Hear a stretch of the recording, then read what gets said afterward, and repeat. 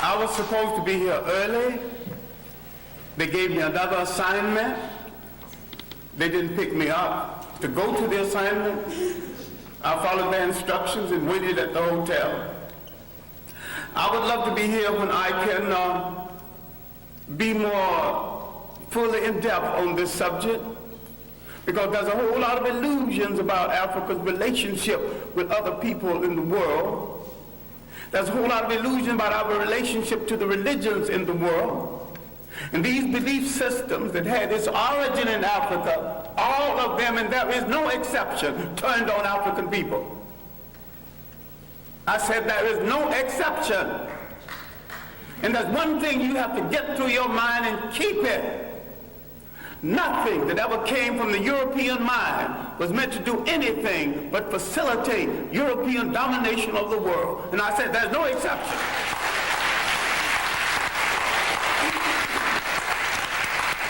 Everything that was brought into this continent, everything, every idea, every so-called religion was meant to dominate and to control. The Arabs had no illusions about it. The Europeans had no illusions about it. You were the ones with the illusions. And yet every element that went into the making of every major religion in the world started in Africa. Why is it that you are so naive? You let people redress something that you invented, sell it back to you, and enslave you through it.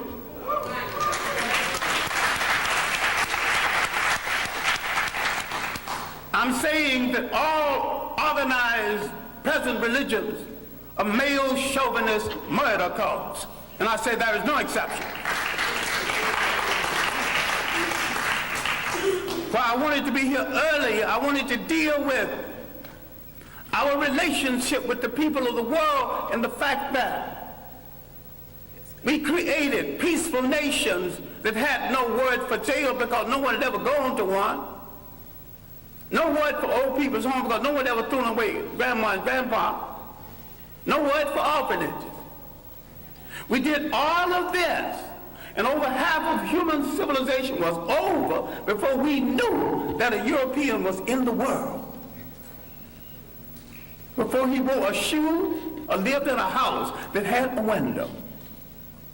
Now, Africa has always and still is the prize for the whole world. We as a people have always been the world's richest people, culturally rich, mineral rich. We have always been the prize because we have always had and still have something that other people won't, think they can't do without, and don't care to pay for. Because we have always been the prize, we have been under siege for over 3,000 years. Nothing that ever brought into Africa from the outside was meant to do the African any good. That means all other religions. Islam was the handmaiden of Arab imperialism. Christianity was the handmaiden of European imperialism. The Hebrew faith was the handmaiden of a concept called the chosen people. Now, if God is kind and God is merciful and God has no stepchildren, he won't choose one over the other. And to say he chose some people, you're making him a bigot. And to say that he endorsed enslavement of one people over the other, you're making him an accessory to murder. The Arabs used Islam to rationalize their slavery and their imperialism. The Europeans used Christianity to rationalize their slavery and imperialism. Who are you kidding about friends in the world? Damn it, if you want a friend, look in the mirror.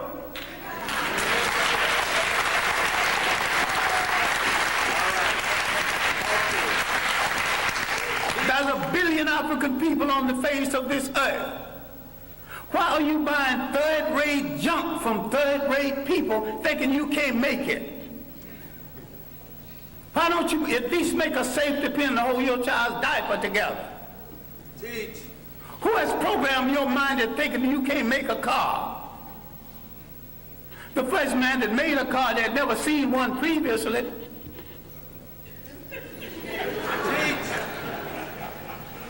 The Japanese bought cars, bought locomotives, broke them down and studied them, and had a Japanese technician produce each piece, put it together, and had a much better train than the one they copied from.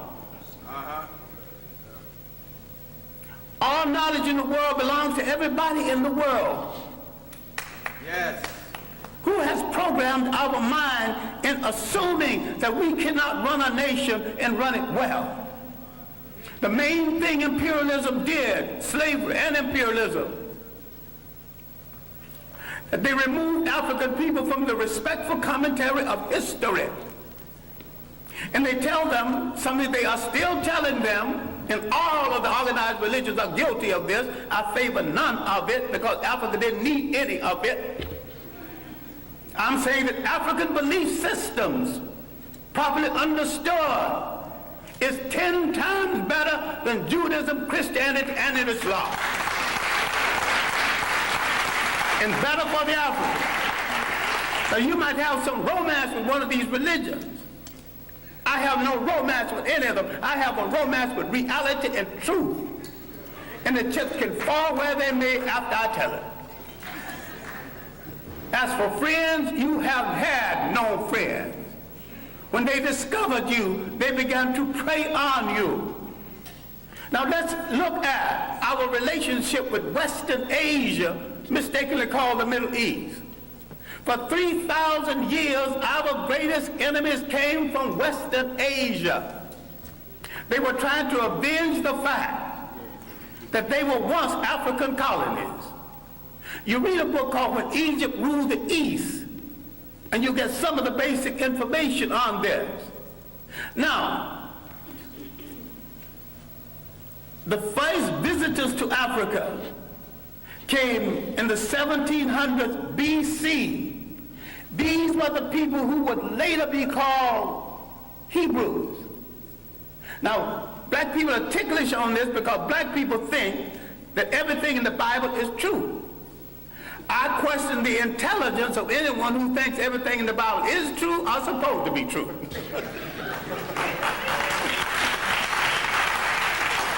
It's allegory, stories told to illustrate a point at a time when there were very few people reading books. And most of what went into the making of the Bible was copied from Egyptian texts. Now, if you want to get so dewy-eyed over the Bible, which is a carbon copy of a carbon copy, why don't you go back and read the original Egyptian text?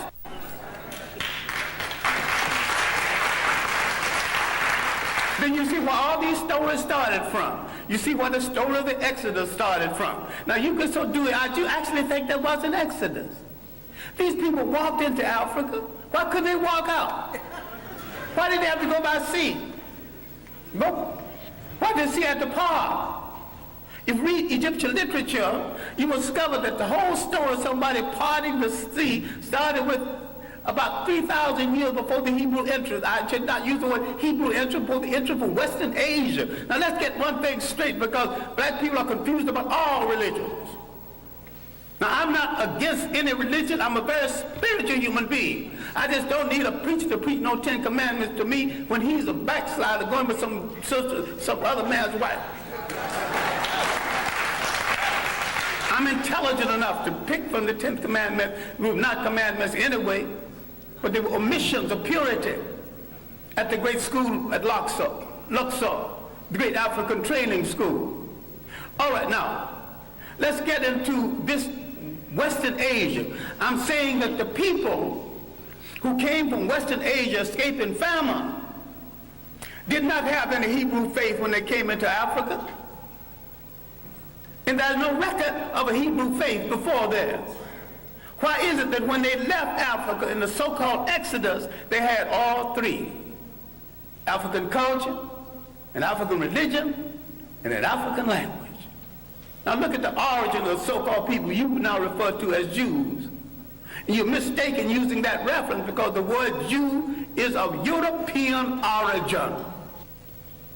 And the people in Europe who call themselves by their name have no relationship to the biblical people of the Hebrew faith. And I'm saying that the people we now call Jews entered world history with their visit to Africa.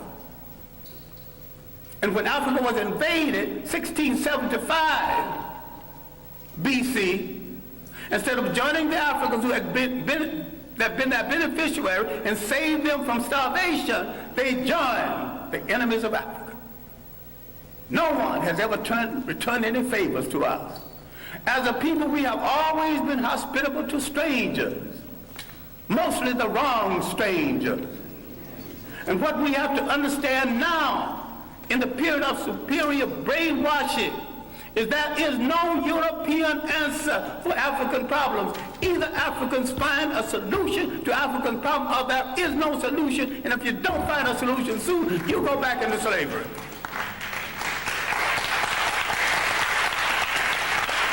We have to stop all of this nonsense about who belongs to what religion when all of them were imposed on us in the first place. We stop all this fight between Muslims and Christians when neither one of the religions are doing them any good or moving them toward independence. All of them are handmaids of conquerors. All of them are religions of conquerors. We were naive when we accepted their interpretation of something that we had all along. I'm saying we need to take a good look at ourselves. I'm not talking about burning churches. I'm not talking about getting rid of religions. Understand me well. I am saying that every single thing that touches your life, religious, socially, and politically, must be an instrument of your liberation, or you must throw it into the ash can of history.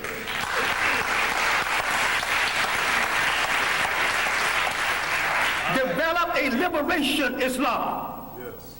And if you develop a liberation Islam, you'll have to turn on the supreme slave traders who were in the slave trade 1,000 years before the Europeans, the Arabs. Yes. And most brothers who think they're Muslims are merely Arabists.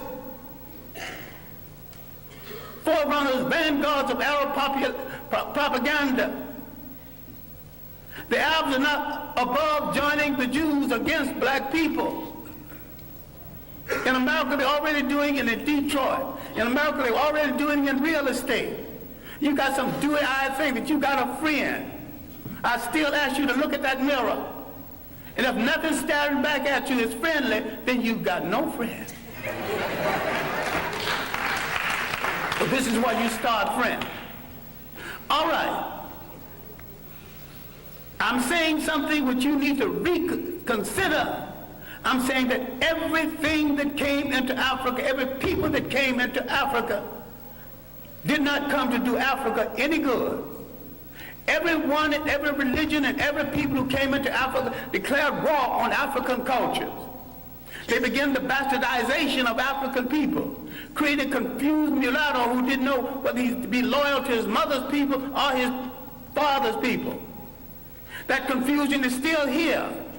The fascination for the color of the conqueror and the fascination to go to bed with the conqueror.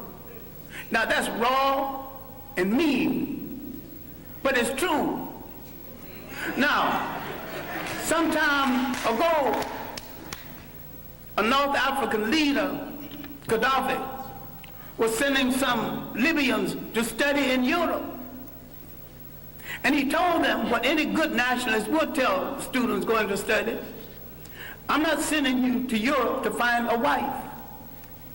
I'm sending you to Europe to gain the technology to come back and make Libya a strong nation, a strong Islamic nation, and a strong Arab nation. And you cannot achieve any of this between the legs of a European woman.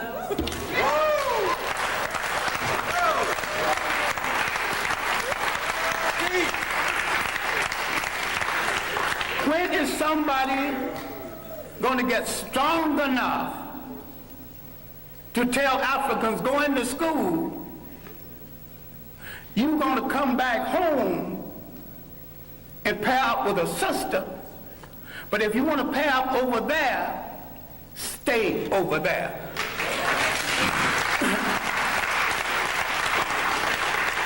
Now, the one thing we have to look at, and I'm sorry, I'm going to have to conclude on this because I've left out a body of information.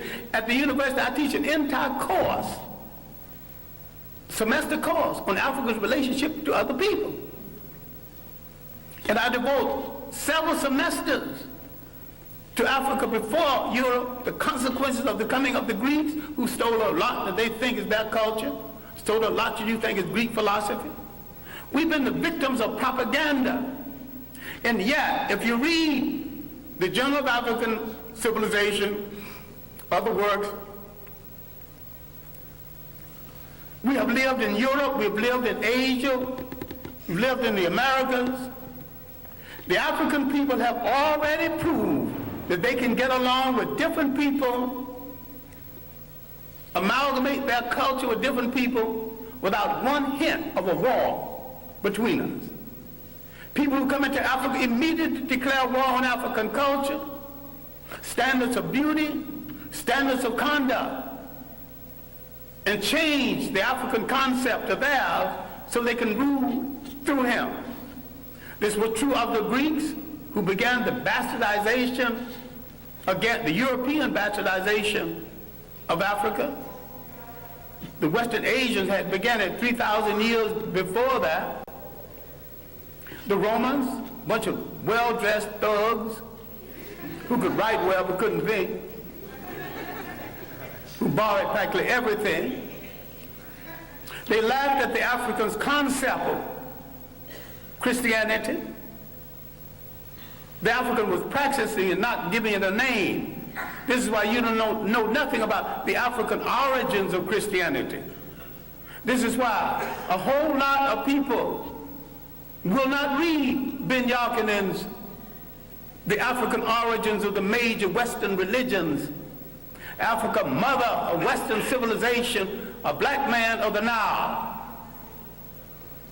Because he's telling it like it is, but you also will not read white radicals who identified Africa as the origin of the great religions of the world, especially Alvin Boyd Kuhn in his work, Who is This King of Glory? In Shadow of the 3rd Century. We have dealt with John Jackson, another radical black historian, with man, God, and civilization.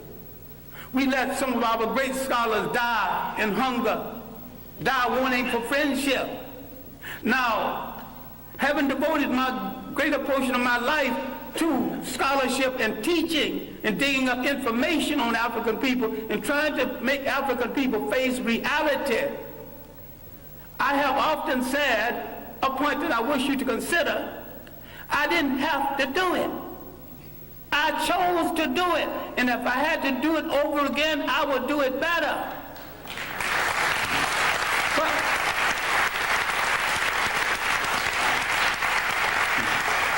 I have a lot of talent other than the talent to teach and to research. I've never met a rich man who had a better mind than me. So if I wanted to succeed as a rich man, I could have done that. I never met a crook who wasn't a fool.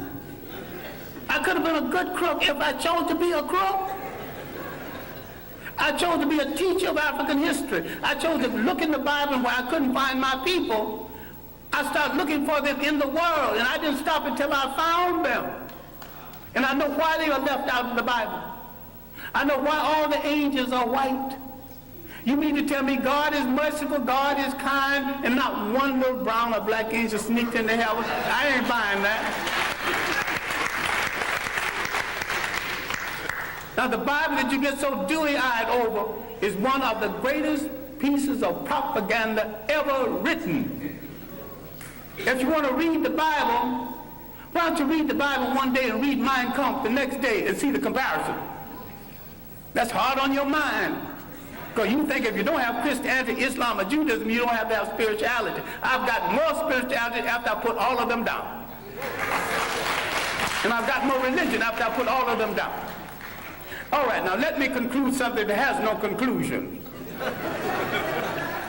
We have to look at the impact of Europeans on Africa. All impacts have been negative.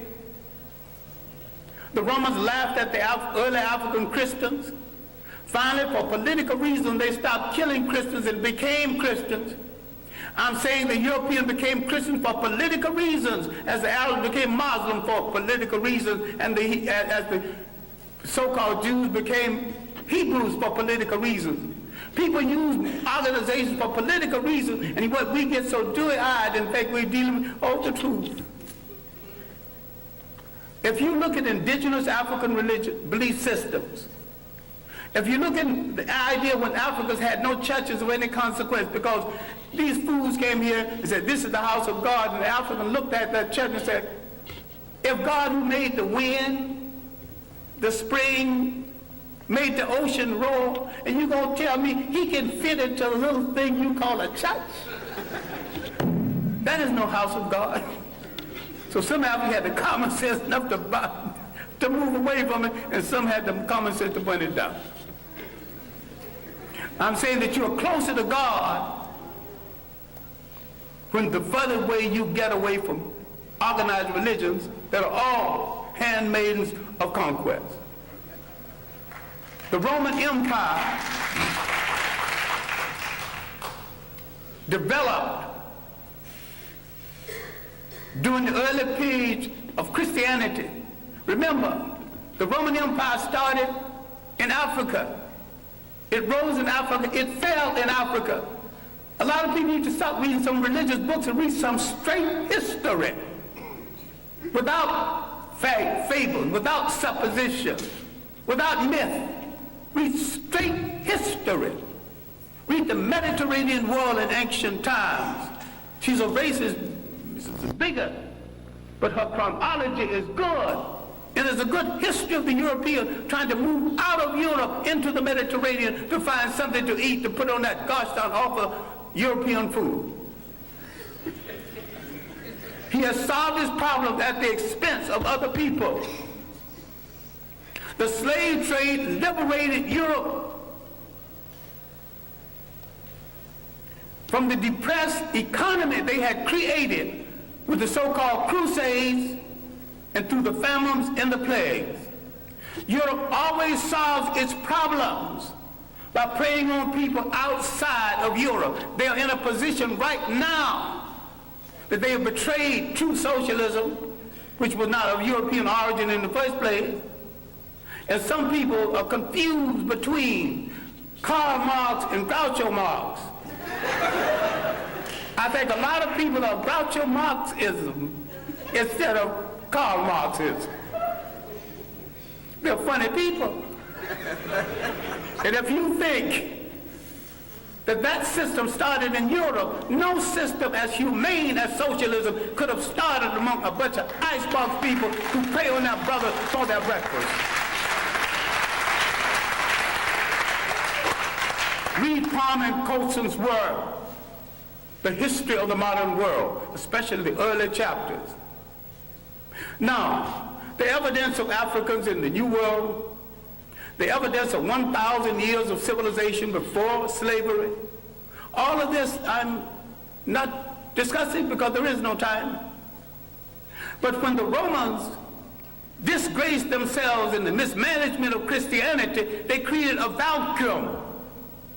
Islam moved into that vacuum. The Africans thought that Islam would get the Romans off of their back. They were right.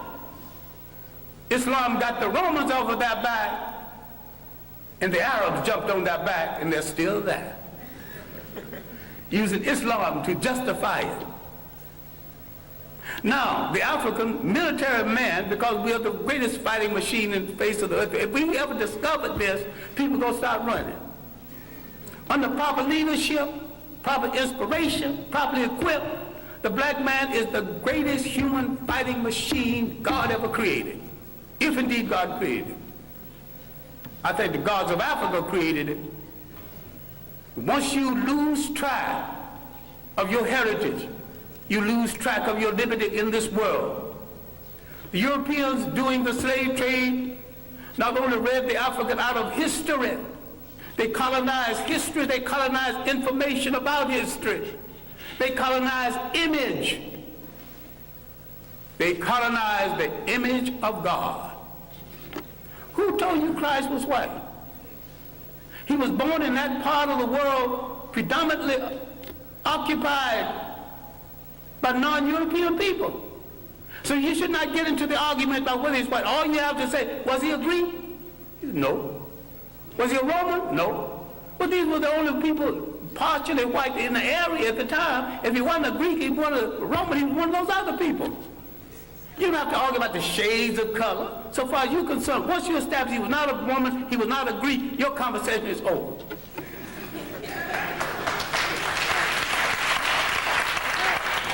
Now, if somebody else want to argue about his shade, well, that's their problem. Then if you got a problem with color, then you got a problem with your mother and your father. You have insulted your mother and your father if you don't like what they gave you. I wear mine like a badge of honor. I dig it. I wear it well. All right. Love it.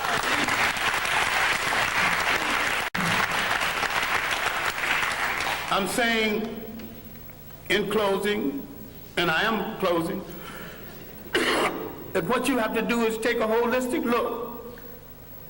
Not only at your position in the world, but your potential in the world.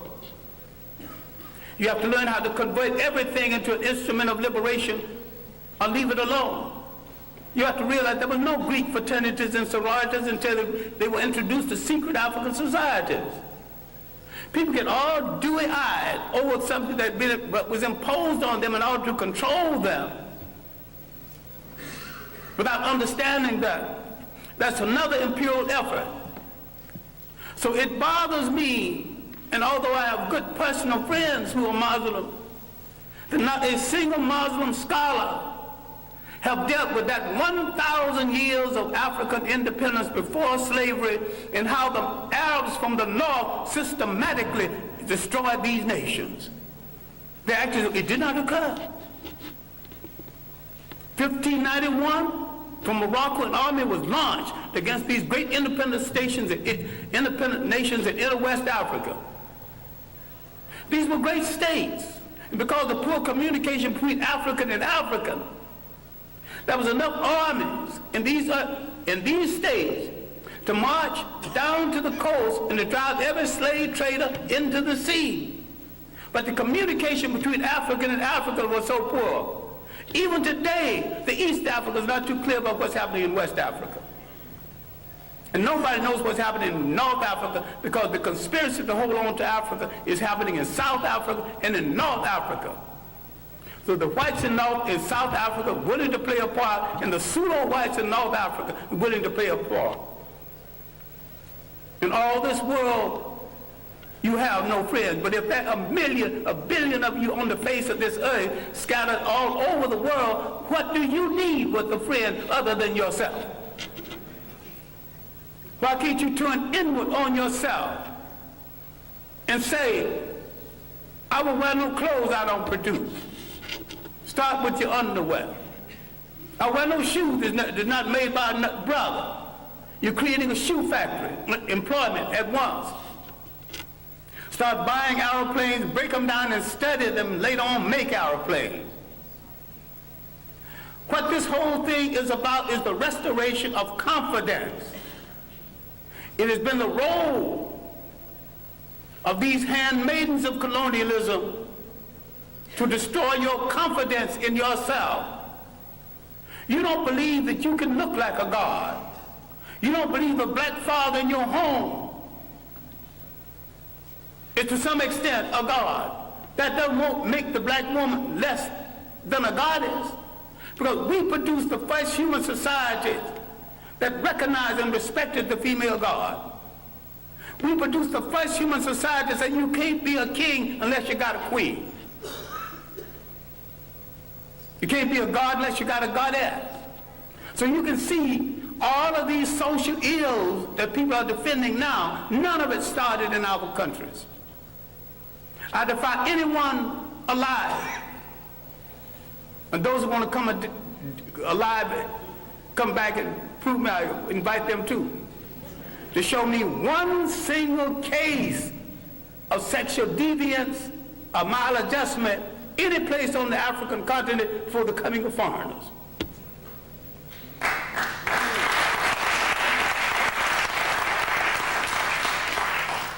I defy you to show me one case of teenage pregnancy, one case of ill treatment of women. We got confused with someone else's ideas, someone else's concept and definition of us. What we have to understand is that faith has not spared us for an idle reason. A whole lot of people who've been hit less than us are extinct.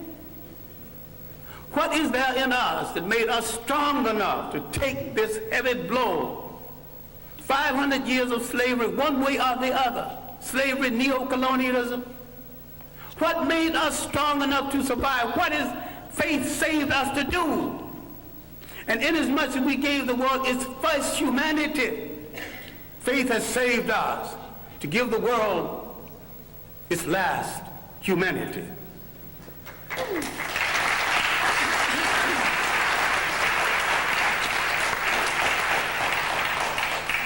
What we have to do is to believe it, to believe that we are worthy of it, and to believe that we are capable of it. What black studies should be about, what black religion should be about, is the restoration of the confidence.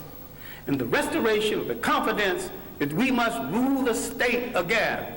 There is not an imitation nation, not an independent nation in Africa or the Caribbean islands. They're all imitation European states. And what we have to understand is that the nation state is stagnant. The African did not live in a nation state, he lived in a territorial state. The African learned something very basic. Cultures have to be fertilized by cultures. People have to be fertilized by the interaction between cultures and cultures. This insecure European tightened his borders. You know, you got a passport to come here? The word passport is not in any African language. The things he invented to restrict himself, he imposed on other people. Once we gain confidence in ourselves, and once we look at that person staring back at us from that mirror and like what we see, and don't move from that mirror until you like what you see.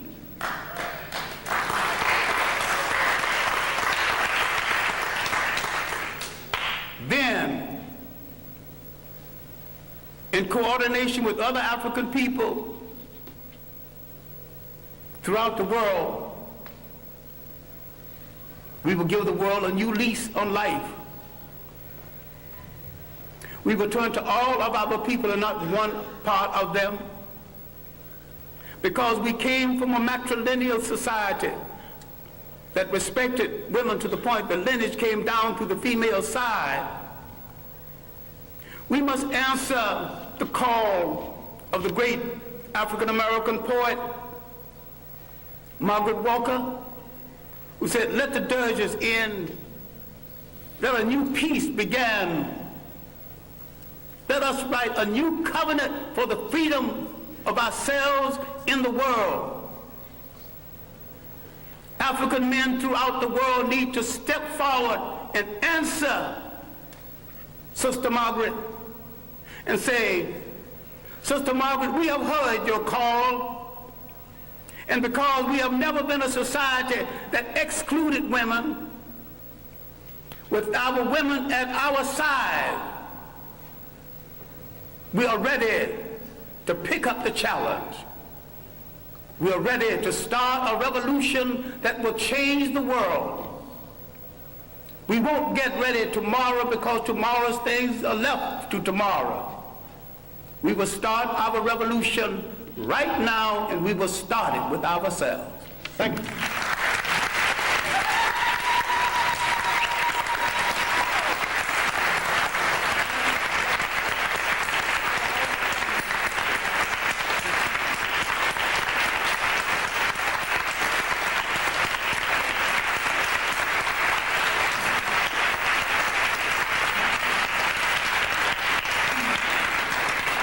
since we have run over our time.